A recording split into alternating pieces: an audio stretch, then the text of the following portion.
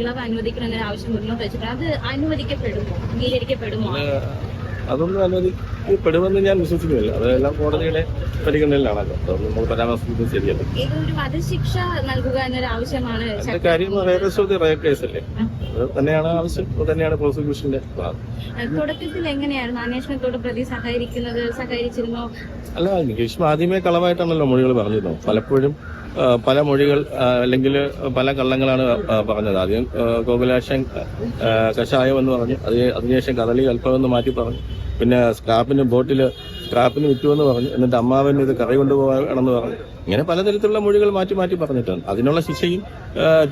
അതിനുള്ള ശിക്ഷ കൂടെ ഇതില് കിട്ടിയിട്ടുണ്ട്. ഇപ്പം കോടതി അതുപോലെ തന്നെ കബളിപ്പിക്കുന്ന ഭാഗമാണ് അവരെത്തിച്ചത്. ശരിക്കും ഗ്രീഷ്മയാണ് പ്രതി എന്ന് കണ്ടെത്താൻ ഏറ്റവും നിർണായകമായിരുന്നു എന്തായിരുന്നു ആ ഒരു ഇതിലേക്ക് എത്തിച്ചതെന്നായിരുന്നു? അല്ല, ഗ്രീഷ്മ ഇതില് ഈ ഷാരോൺ രാജും ഗ്രീഷ്മയും മാത്രമാണ് ഉണ്ടായിരുന്നത്. അതില് ഒരേ ഒരു കൂടെ പോയത് എന്ന് പറയുന്നത് റിജിൻ എന്ന് പറയുന്ന രണ്ടാം സാക്ഷി മാത്രമാണ് ഉണ്ടായിരുന്നത്. ബാക്കിയുള്ള എല്ലാ സാഹചര്യ തെളിവുകളും ഗ്രീഷ്മയ്ക്ക് എതിരായിരുന്നു. അപ്പോൾ സ്വാഭാവികമായിട്ടും ക്വസ്റ്റ്യൻ ചെയ്തു. പിന്നെ ഇൻവെസ്റ്റിഗേഷൻ ടീം വന്നു, അതിൽ ബ്രേക്ക് ചെയ്തു. അതിൽ മാക്സിമം ആയിട്ടുള്ള എഫർട്ട് പോലീസ് എടുത്തു, മാക്സിമം എവിഡൻസ് കളക്ട് ചെയ്തു കോടതിയിലെത്തി.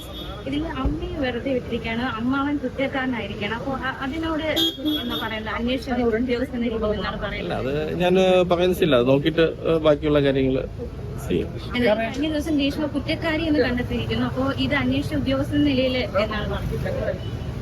അല്ല, ഇത് നമ്മുടെ ടീം വർക്കിന്റെ വിജയം, കേരള പോലീസിന്റെ വിജയം എന്ന് പറയാം. ടീം വർക്ക് എന്ന് പറയുന്നത് ജില്ലാ പോലീസ് മേധാവി തൊട്ട് ഞങ്ങളുടെ ടീമിലുള്ളായിരുന്ന CP വരെയുള്ള വളരെ ഈ എഫേർട്ടായിട്ട്, അതായത് ടൈം ബൗണ്ടായിട്ട് വർക്ക് ചെയ്യാതെ 24 hours round the clock 90 days work ചെയ്തുകൊണ്ടാണ് ഇതിൽ ചാർജ് ഷീറ്റ് കൊടുക്കാനായിട്ട് പറ്റുക. അതിൽ മുല്യന്റെ വർക്ക് എന്ന് പറയുന്നത് നമ്മുടെ അതിൽ ഈ കേസ് എഴുതിയ ഷാജഹാൻ എന്ന് പറയുന്നത് വളരെ ഒരു എല്ലാവരുടെയും ഒരു ടീം വർക്കായിരുന്നു ഇതിന്റെ. പ്രത്യേകിച്ച് ശില്പ മാഡം എന്ന് പറയുന്നത് ഇതിന്റെ കൂടെ തന്നെ ഉണ്ടായിരുന്നു. ഞങ്ങൾ ഒരുമിച്ച് ഒരു ടീം വർക്കായിട്ട് തന്നെയാണ് ചെയ്തത്.